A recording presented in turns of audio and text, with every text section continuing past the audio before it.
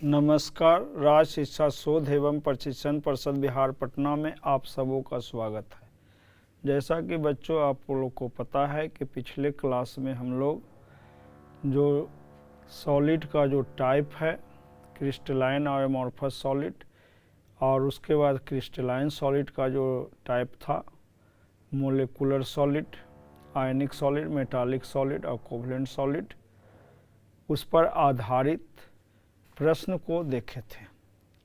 आज हम लोग को इस चैप्टर में पढ़ना है क्रिस्टल लैटिस, जिसको हिंदी में कहते हैं क्रिस्टल जालक, एंड यूनिट सेल, जिसको हिंदी में कहेंगे एकक कोष्ठिका।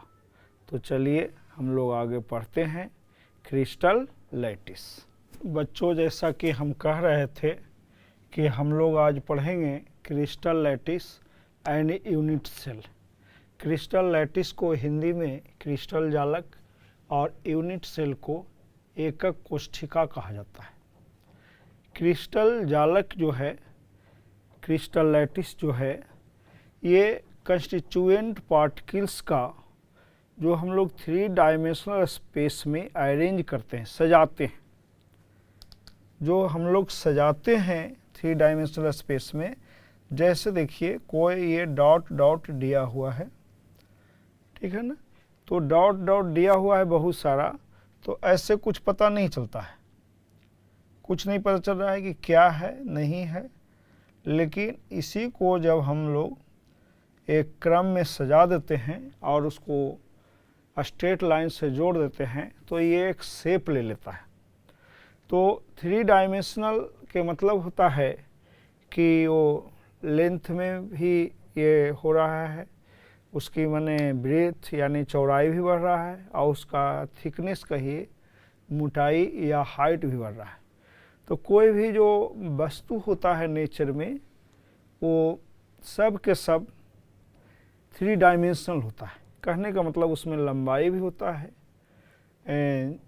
चौड़ाई भी होता है, मोटाई भी होता है, जिसको हम लोग अंग्रेजी में थिकनेस कहते हैं।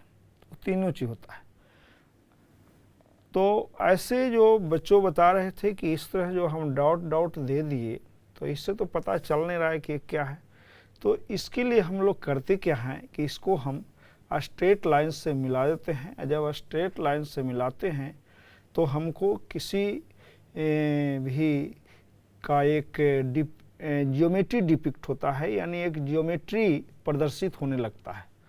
तो देखिए हम एक स्ट्रक्चर बना रहे हैं जिसमें डॉट को स्ट्रेट लाइन से मिलाएंगे और उस बतलाएंगे कि वो डॉट जो है क्या दर्शाता है। तो जितने भी डॉट होता है, प्रत्येक जो बिंदु होता है, वो एक अवयवी कण को यानी कंस्टिट्यूएंट पार्टिकल को इंडिकेट करता है। और ये कंस्टिट्यूएंट पार्टिकल जो है एटम हो सकता है, मोलिक्यूल हो सकता है या आयन हो सकता है। तो हम एक स्ट्रक्चर बना रहे हैं जिसमें बिंदुओं को हम स्ट्रेट लाइन से मिलाएंगे। तो बच्चों, यही जो है एक क्रिस्टल लैटिस है। ये जो फिगर है वो क्रिस्टल लैटिस है, क्रिस्टल जालक है, क्रिस्टल जालक है, क्रिस्टल लैटिस है।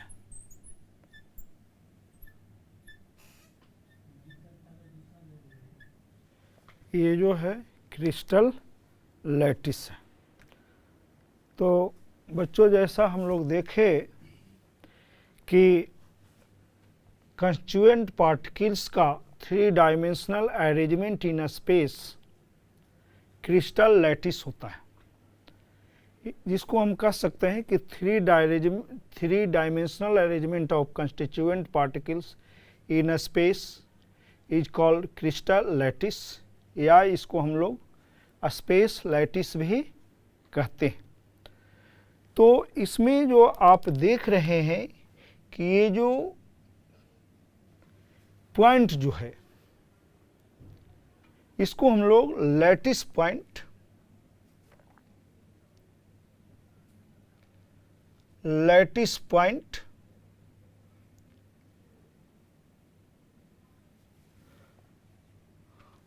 जालक बिंदु,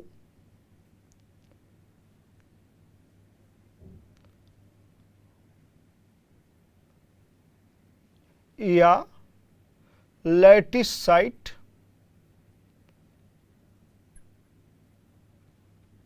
जालक स्थल कहते हैं। स्थल कहते हैं। और इस सारे पॉइंट को देखिए, हम जब स्ट्रेट लाइन से जो मिला दिए हैं तो ये जो क्रिस्टल है उसका एक शेप, एक ज्योमेट्री हमें नज़र आ रही है। आप लोग को भी साफ साफ ज्योमेट्री नज़र आ रहा होगा कि ये जो ज्योमेट्री है, ये जो ज्योमेट्री आपको साफ साफ जो नज़र आ रहा होगा, ये क्यूबिक है। यानी कहने का मतलब है कि जो एक क्रिस्टल लैटिस जो हम जो बनाए हैं, एक क्यूबिक क्रिस्टल लैटिस है। क्यूबिक यानी घन के आकार का क्रिस्टल लैटिस है। और ये जो इसके जो पॉइंट्स हैं, बिंदु हैं, उसको लैटिस पॉइंट कहते हैं, जिसको हिंदी में जालक बिंदु कहा जाता है, या लैटिस साइट कहते हैं, जिसको हम लोग जालक स्थल कहते हैं। और प्रत्येक जो लैटिस पॉइंट है एक constituent particle that is atom, ion और मोलिक्यूल को रिप्रेजेंट करता है। यानी जितने भी ये पॉइंट है एक कंस्टिट्यूएंट पार्टिकल है। ये सब जो है वो कंस्टिट्यूएंट पार्टिकल है। ये सारा का सारा जो है ये कंस्टिट्यूएंट पार्टिकल है, एक कंस्टिट्यूएंट पार्टिकल को रिप्रेजेंट करता है। कंस्टिट्यूएंट पार्टिकल के रूप में बोल रहे हैं कि एटम हो सकता है, आयन हो सकता है, मोलिक्यूल हो सकता है। तो इस फिगर के माध्यम से हम जो है क्रिस्टल लैटिस यानी क्रिस्टल जालक के जो अभिलक्षण हैं, कैरेक्टरिस्टिक है, उसके बारे में बतला सकते हैं। तो क्रिस्टल लैटिस की विशेषताएं हम लोग देखने जा रहे हैं। क्रिस्टल लैटिस के कैरेक्टरिस्टिक्स क्या क्या होता है? तो मैंने बतलाया था कि जो क्रिस्टल लैटिस होता है उसके प्रत्येक बिंदु को लैटिस पॉइंट या लैटिस साइट कहते हैं, जिसको जालक बिंदु या जालक स्थल हिंदी में कहते हैं।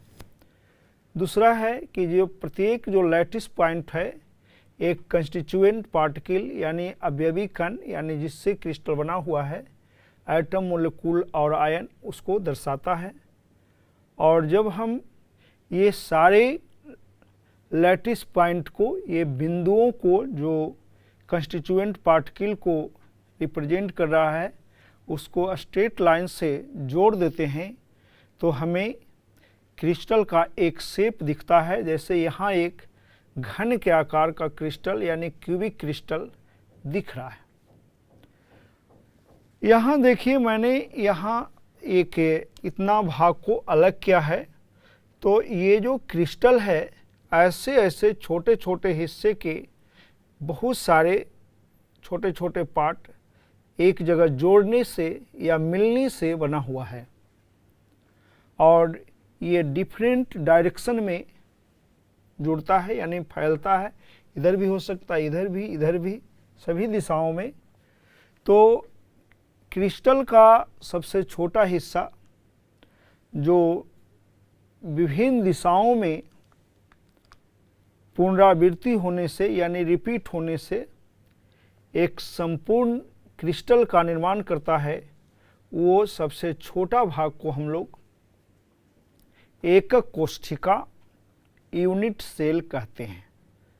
तो बच्चों, अब हम लोग जो क्रिस्टल लैटिस का जो स्मॉलेस्ट पोर्शन है, जो उस पूरे क्रिस्टल के प्रॉपर्टीज़ को रिप्रेजेंट करता है, उसके कैरेक्टरिस्टिक को रिप्रेजेंट करता है, वो छोटे हिस्सा जो यूनिट सेल कहलाता है, उसके बारे में जानने जा रहे हैं।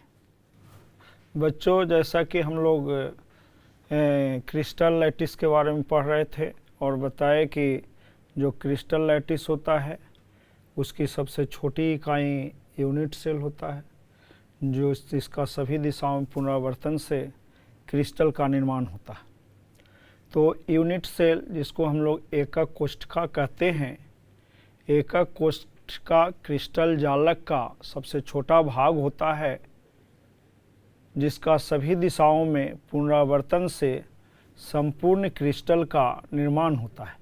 यानी यूनिट सेल डिफरेंट डायरेक्शन में जो रिपीटेड होता है, यानी उस बहुत सारा यूनिट सेल मिलकर के क्रिस्टल लैटिस का निर्माण होता है। जैसे हम बताए थे, क्रिस्टल लैटिस में एक हिस्से को यूनिट सेल इंडिकेट किए थे, बताए थे कि इसमें बहुत सारे यूनिट सेल हैं। तो कह सकते हैं कि the smallest portion of a crystal lattice which repeated in different direction to generate entire crystal. तो ये यूनिट सेल का जो प्रॉपर्टी होता है उस क्रिस्टल का प्रॉपर्टी से मैच करता है। यानी हम किसी क्रिस्टल लैटिस के यूनिट सेल का अगर अध्ययन कर लें तो उस क्रिस्टल के भी बारे में हमें सारी जानकारियाँ मिल जाएगी। तो यूनिट सेल के क्या क्या कैरेक्टरिस्टिक होते हैं, क्या क्या अभिलक्षण होते हैं, उसको हम देखने जा रहे हैं। जो यूनिट सेल के किनारों की जो विमाएँ होती है उसको हम लोग ए बी सी के द्वारा रिप्रेजेंट करते हैं। और ये विमाएँ जो है, किनारे की जो विमाएँ हैं, इसको हम लोग एज लेंथ और एक्सियल डिस्टेंस कहते हैं। ये axial distance a b c जो है म्यूचुअली परपेंडिकुलर हो सकता है, यानी एक दूसरे के लंबवत हो सकता है और नहीं भी हो सकता है। ये निर्भर करता है कि किस प्रकार के यूनिट सेल है, यानी किस प्रकार के क्रिस्टल लैटिस है।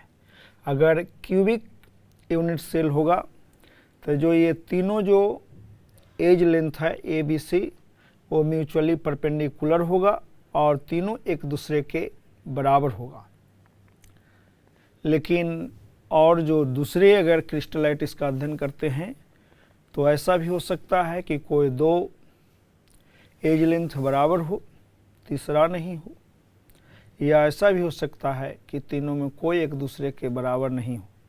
दो म्यूचुअली परपेंडिकुलर हो लेकिन तीसरा नहीं हो, या हो सकता है कि तीनों में कोई म्यूचुअली परपेंडिकुलर नहीं हो।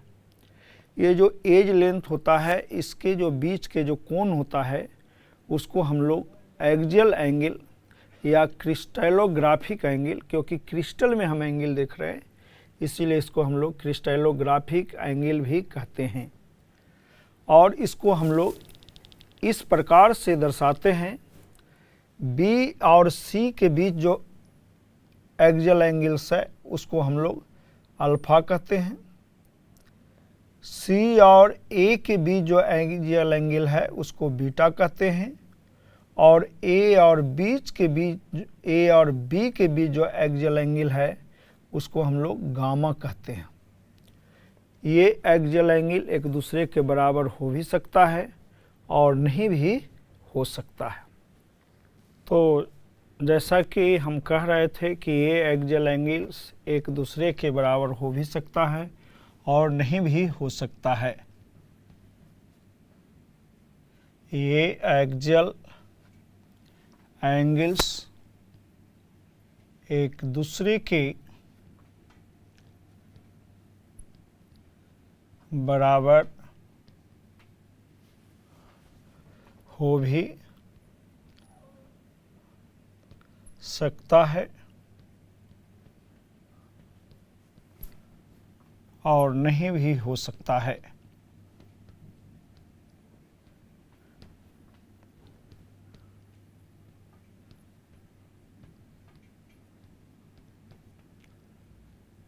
जो अल्फ़ा बीटा गामा हमने एक्सियल एंगल्स देखा वो बराबर हो भी सकता है और बराबर नहीं भी हो सकता है। तो बच्चों, जैसा कि हमने देखा कि कोई भी यूनिट सेल होगा तो उसमें 3 एक्सियल एंगल्स होगा और 3 एज लेंथ होगा। जो 3 एज लेंथ है उसको हम लोग ए बी सी के द्वारा इंडिकेट करते हैं और जो एक्सियल एंगल्स है उसको हम लोग अल्फ़ा बीटा और गामा के द्वारा इंडिकेट्स करते हैं। तो इस प्रकार कहा जाता है कि जो यूनिट सेल है उसके 6 पैरामीटर के द्वारा दर्शाया जाता है, या कहिए यूनिट सेल का 6 पैरामीटर होता है। 3 एक्सियल डिस्टेंस और 3 एक्सियल एंगल्स। इस प्रकार हम कह सकते हैं कि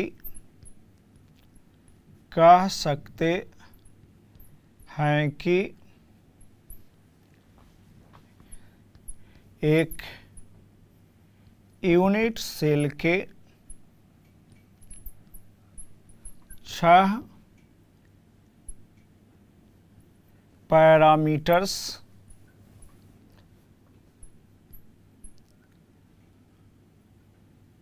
होता है। ये हैं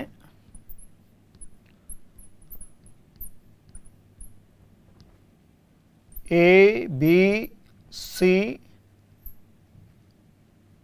अल्फ़ा बीटा और गामा। तो अगर हमें पूछा जाता है कि यूनिट सेल के कितने पैरामीटर्स हैं तो 6। कौन कौन? तो 3 एक्सियल डिस्टेंस है और 3 एक्सियल एंगल्स है। Axial distance a b c और एक्सियल एंगल्स अल्फ़ा बीटा और गामा है। तो जैसा कि बच्चों आप लोगों ने देखा कि आप लोग को मैंने पहले क्रिस्टल जाला, क्रिस्टल लैटिस पढ़ाया कि कंस्टिट्यूएंट पार्टिकल्स को स्पेस में अगर हम 3 डायमेंशनल सजाते हैं तो उस सजावट को, उस अरेंजमेंट को क्रिस्टल लैटिस कहते हैं। और क्रिस्टल लैटिस के जो प्रत्येक बिंदु है उसको हम लोग लैटिस पॉइंट या लैटिस साइट कहते हैं और वो प्रत्येक बिंदु एक कंस्टिट्यूएंट पार्टिकल अवयवी कण को दर्शाता है।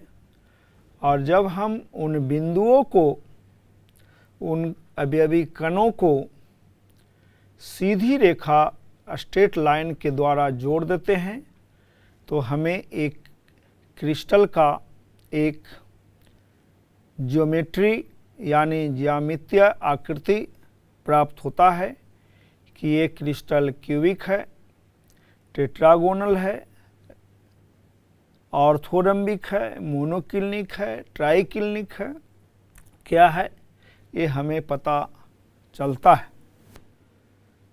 उसके बाद हमने देखा कि एक क्रिस्टल जो होता है बहुत सारा यूनिट सेल का बना होता है जिसको हम लोग हिंदी में एकक कोष्ठिका कह रहे हैं। तो यूनिट सेल क्रिस्टल लैटिस की सबसे छोटा भाग है जो विभिन्न दिशाओं में पुनरावर्तन के द्वारा संपूर्ण क्रिस्टल का निर्माण करता है। कोई भी यूनिट सेल जो होता है उसके 6 पैरामीटर्स होते हैं।